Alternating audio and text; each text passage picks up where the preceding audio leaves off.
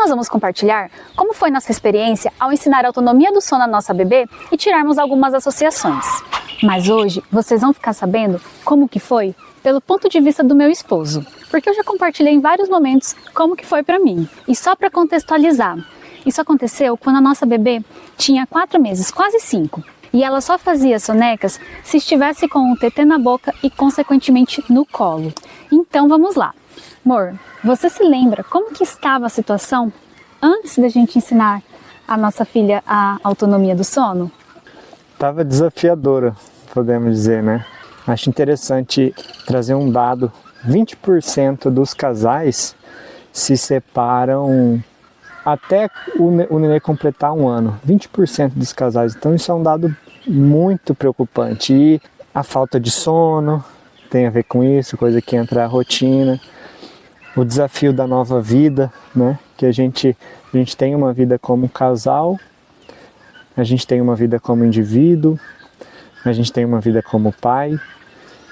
E quando nasce essa criança, nossa vida dá uma volta muito grande. E se você está vendo isso, eu acredito que para você aí não deve estar fácil, deve ter alguma coisa difícil aí, que é o que aconteceu com a gente também. Tem momento difícil e o mais importante é que a gente, nós e vocês, não vão fazer parte desses 20%. Eu espero. Se você está procurando informação é porque você não vai fazer parte disso, se Deus quiser. Então, não estava fácil, ainda hoje não é fácil, sempre tem seus desafios, mas nos atendo à questão do sono, a gente estava com a Vitória, uma nenê que ela tinha feito muita associação com o peito, né? Ela precisava da Rebeca para mamar ali, e se não tivesse o peito ela não dormia. Então foi um momento tenso, que a gente estava correndo com o trabalho, eu chegava em casa, minha mulher morta de cansada, que essa nenê só ficava em cima dela, não descansava. Então a situação não estava fácil. Voltando lá no dado dos 20%, né? A rotina não vai resolver isso, mas ela é uma ferramenta. Quem resolve isso, quem não vai fazer parte da estatística é a gente, né? Eu e a Rebeca como casal e vocês que estão assistindo. Quando a gente determina que vai fazer um relacionamento dar certo, ele dá certo, porque a gente determinou isso. Então, se vocês estão determinados, busquem o diálogo, conversem, e a rotina é isso. Para você estabelecer uma rotina, tem que ter o diálogo. Se o pai aí, eu sou uma pessoa assim muito resistente, às vezes vai com as coisas meio na bruta, né?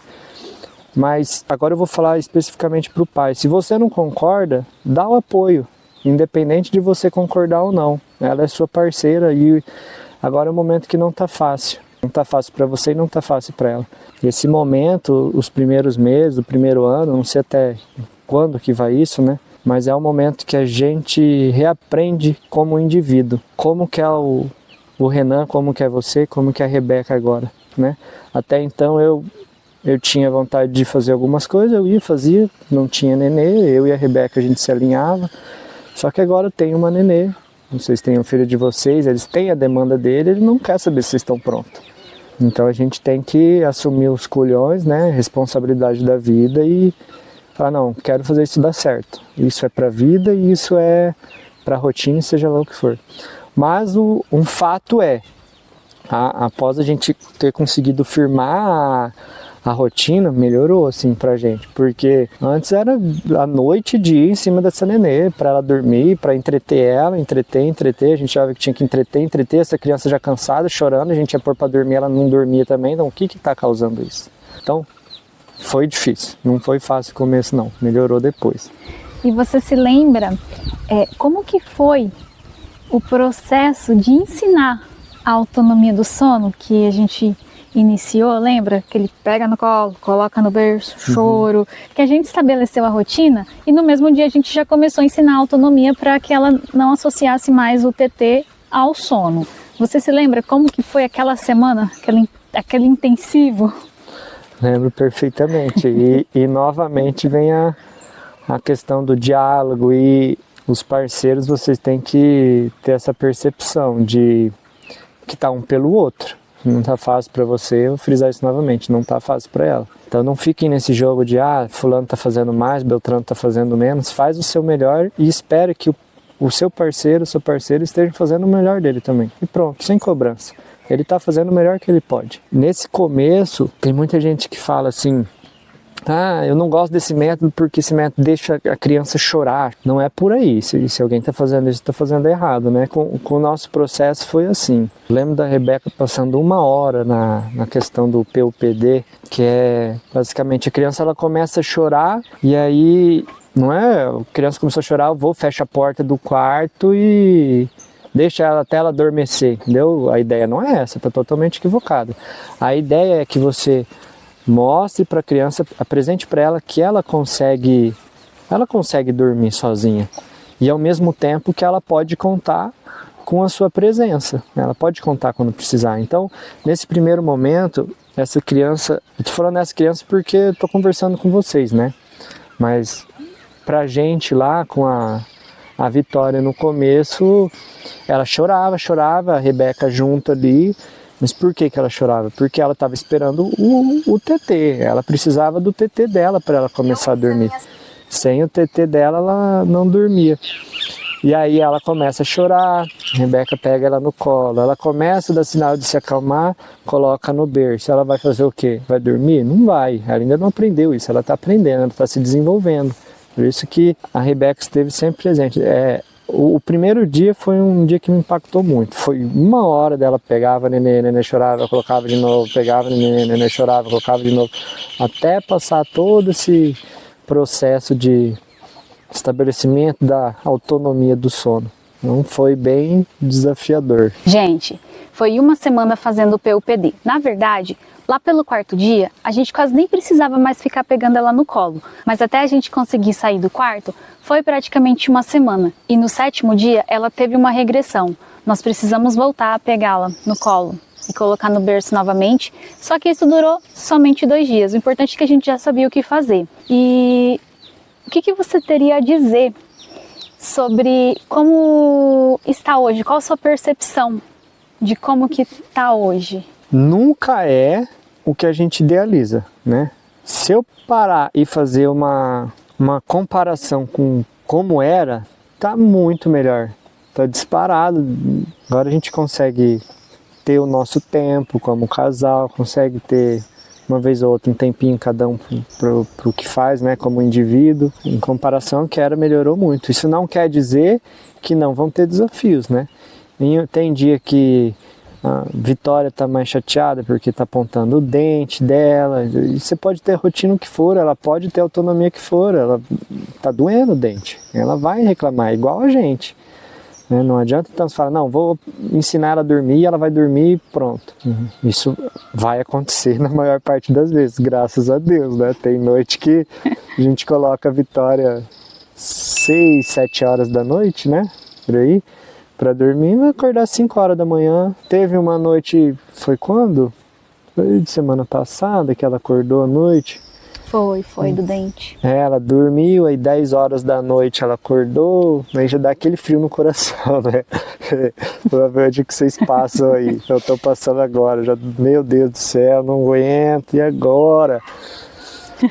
Mas, graças a Deus, agora é muito menos do que antes, agora, vixe, igual essa, foi uma vez, faziam quantos meses que ela estava dormindo bem?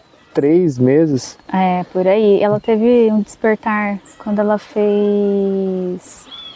Se eu não me engano, 6 ou 7 meses, mas foram 3 noites seguidas e também passou. Então a gente pode ver que é bem mais curto, assim. São casos esporádicos, específicos, onde tem alguma coisa que está alterando. E assim é com a gente também. Se você tiver com uma dor, fez uma cirurgia lá, ou malhou, fez muita academia lá, tá com dor no músculo, você vai sentir isso também. E a Nenê também. A Vitória agora tá numa fase de desenvolvimento, então ela tá correndo para lá, correndo para cá, sobe e abaixa. Então um momento e o outro pode ser que venha dar um desconforto muscular. Mas isso são casos específicos. Na maior parte do tempo, graças a Deus, ela tá dormindo. Igual agora tá dormindo, abençoada lá. Colocamos ela na cama, ela se acalmou sozinha, ela ficou sozinha e dormiu. Daqui a pouco ela vai acordar, vai chorar e a gente vai lá pegar ela.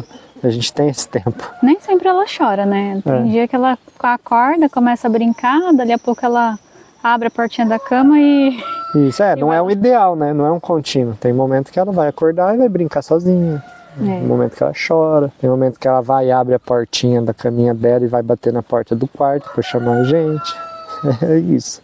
E eu sempre falo, tem o ideal, e você também falou, e o possível, né? Nem sempre a gente consegue manter ela na rotina. Às vezes precisa ir à cidade, ao mercado. A gente mora na roça, tá? Ou quando a gente vai a pediatra, que é em outra cidade, nós viajamos 2 horas para ir, 2 horas para voltar, fazemos corre lá na cidade, então a gente sai antes dela, de dar o horário que ela desperta e voltamos quando a gente chega em casa, já passou o horário do banho, dela tá dormindo. O que você percebe com essas alterações de rotina? Gente, é rotina, né? É rotina. A gente se habitua tanto a uma rotina. Eu, por exemplo, se o meu despertador falhar, eu sei que eu vou acordar no horário que eu tenho costume, sempre. A neném é a mesma coisa. Então, se você saiu da rotina, vai ter um impacto na rotina. Se a neném é acostumada a dormir tal hora, você não colocou ela para dormir aquela hora, isso vai impactar o dia inteiro, às vezes à noite, você vai sofrer à noite, até o outro dia e começa a adaptar. É como se fosse uma curva, vamos supor, ela vem num contínuo da rotina. De repente ela saiu da rotina. Aqui você já teve uma quebra de padrão. Rompendo esse padrão, tendo essa quebra da rotina, ela vai ter uma frustração, uma raiva, vai subir lá pra cima, vai ficar difícil dela adormecer, ela vai ficar sentindo o dia inteiro, vai chorar, ela não sabe nem porquê, a gente também não. Agora a gente vai começando a saber porquê, né? Você fugiu da rotina, veio aquela normalidade, aquele padrão. Saiu da rotina, ela vai se frustrar, vai se chatear. Normalmente no outro dia ela vai voltar para o padrão de novo e se encaixar. Então a gente tem que avaliar, né? Tem vídeo que a Rebeca fez no canal, acho que é bom vocês verem. Até que ponto seguir e até que ponto não seguir a rotina. Porque nossa vida é limitada, nossos dias são limitados, a gente tem uma vida só. Então, até que ponto vale a pena também a gente abrir mão de viver, de estar com pessoas que a gente ama, de fazer coisas que a gente gosta, só para seguir rotina. E até que ponto que vale a pena eu forçar a nenê, forçar situações nesse ser que cansem ela, que estressem, que tirem ela da rotina para ela conviver. Então, aí tá aquela linha tênue do equilíbrio, né? Isso é difícil, a gente aqui estamos batalhando para conseguir, algum dia a gente vai chegar lá, estamos melhorando, estamos melhor do que ontem e pior do que amanhã, se Deus quiser. Acho que a gente tem que estar buscando isso. Então, apesar de a gente estar falando da rotina, fique a sugestão para vocês e para a gente também procurar sempre pensar, né? Até que ponto vale a pena eu abrir mão disso para pensar na nenê, ou até que ponto vale a pena eu ser tão extremista a ponto de deixar de viver ou dessa criança estar compartilhando um momento com outras pessoas que amam ela e vice-versa. Perfeito. Eu acho só assim que vale a pena a gente reforçar aqui que a rotina que a gente fala é uma rotina estruturada. Ela não tem aquela rigidez de horário, cronograma, que muita gente às vezes pensa que a gente força a nenê a sempre no mesmo horário estar dormindo. A gente segue os sinais dela, a gente mantém uma ordem lógica, a gente fornece as bases para que ela desenvolva os hábitos saudáveis de sono e que ela tenha previsibilidade. Mas assim, as coisas acontecem em horários próximos. Tem uma variação de meia hora para mais e meia hora para menos. Não é que todo dia é no mesmo horário. Por exemplo, ela acorda em média às 6h30 da manhã. Mas tem dia que ela acorda mais perto das 6 e outro dia ela vai acordar mais próximo às 7. Isso acontece. Pessoal, então, assim, isso que a Rebeca mencionou, a gente tem que ter um cuidado. Porque no começo a gente não tem essa sensibilidade aguçada. No início, gente, bem no início do estabelecimento da rotina, a gente não vai ter essa sensibilidade. O nenê tá chorando agora porque ela tá querendo dormir, porque ela tá querendo brincar, porque ela tá querendo comer. A gente não tem essa sensibilidade. Então, é interessante nesse início, até você desenvolver essa sensibilidade, seguir essa rotina, né? No comecinho a gente era bem batido. É hora de dormir, é hora de dormir, é hora de comer, é hora de comer, é hora de brincar, é hora de brincar. Depois, com o tempo que você já estabeleceu a rotina com essa rigidez, você começa a notar, olha, falta 10 minutos para a hora de dormir, só que ela já está dando sinal. Acho que tem vídeo seu também no canal, né? Quais são os sinais? Coçando o olho, orelha, a criança começa a olhar fixo, às vezes até a gente começa a olhar para um ponto assim, começa a ficar um pouquinho irritada, ela já está dando sinal. No caso agora a gente percebe que ela fica descoordenada quando está com sono, né?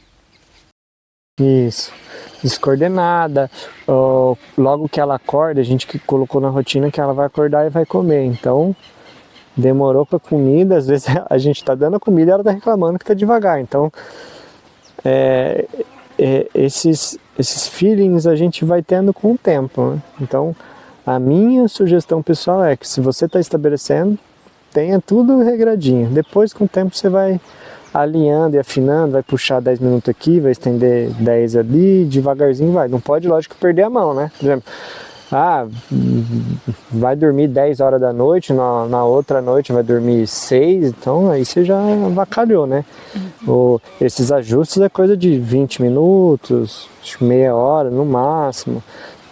O que você acha que seria uma receita para dar certo? Ensinar autonomia, estabelecer uma rotina para o bebê? Não sei se receita é a palavra certa, mas o ingrediente principal é a parceria do casal. A criança é um reflexo do casal. Se tem alguém que está mal, o outro tem que dar conta de levantar aquele ali ou dar uma estrutura para ele estar bem, porque senão desanda tudo. E em algum momento esse que deu força vai precisar também. E como eu falei antes, né? Se você concorda ou não, não importa, faz o que o seu parceiro está pedindo. E se der certo ou não, o sucesso é dos dois. A partir do momento que um fica, eu não acredito muito nisso, vou entregar o mínimo que eu consigo, ou não vai dar certo, acho que não. Entra para ganhar, entra para fazer dar certo, você concordando ou não. E retirar também aquela, falei, isso aqui não ia dar certo, ou assim, resumindo, vocês são um casal, vocês são um parceiro.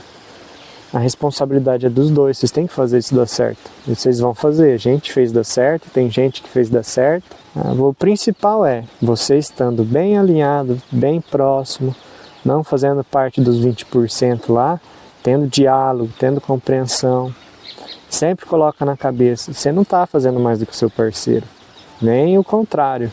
Cada um está entregando o seu melhor dentro das suas limitações. Então você vendo parceiro como parceiro, uma limitação humana que ele tem, todo mundo tem, isso é natural, estando junto, confiando, vai dar certo, não tem como dar errado. A rotina só vai alinhar isso e afinar. Vai dar errado se vocês não trabalharem junto. Você tem mais alguma consideração para fazer sobre o tema, amor? Pessoal, eu acredito em vocês, eu acredito em você que está aí. Eu sei que não está fácil. Nossa, eu me lembro da gente 2, 3 horas da manhã assistindo vídeo no YouTube. Talvez alguém aí, se você está nessa situação, eu tenho empatia por você. Eu sei que não é fácil, mas se você está procurando ainda atrás do conhecimento igual você está fazendo agora, isso vai passar. A gente vai alinhar. A Rebeca tem as redes sociais dela, várias redes aí, e se você já está aqui pode procurar, entre em contato com ela. Isso vai dar certo, esse momento vai passar e eu tenho certeza que a Rebeca vai ajudar vocês, porque pra gente deu certo e a gente é humano igual a qualquer um, não fizemos nada diferente. Certo? Um abraço aí, desculpa qualquer coisa, é a primeira vez que eu tô dando uma entrevista. Até mais. E é isso. Os bebês passam por fases e quando a gente está se acostumando com o jeito deles, eles mudam novamente. O importante é mantermos o foco, estarmos em sintonia, manter a parceria, que a gente se adapta novamente também. Eu não sei como que tá aí para você, mas me conta aqui. E se você tiver alguma dúvida, se tiver algo que vocês gostariam de saber, que a gente possa contribuir, deixa aqui nos comentários que isso pode virar tema do próximo vídeo.